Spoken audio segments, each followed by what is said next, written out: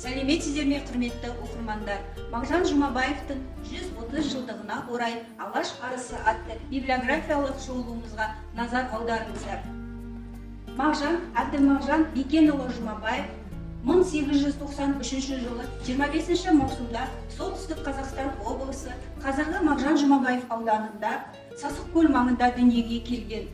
1938 жылы 19 наурызда небәрі 40 жасында дүниеден өткен. Мағжан Жұмабаев Алаш қозғалысының қайраткері, ақын, қазақ әдебиетінің жарқын жұлдызы.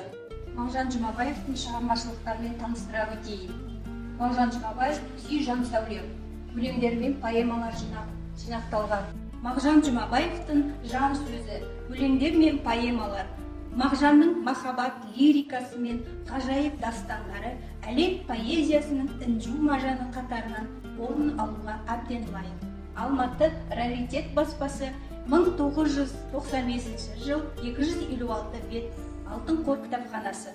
Мағжан Жұмабаев 3 томдық.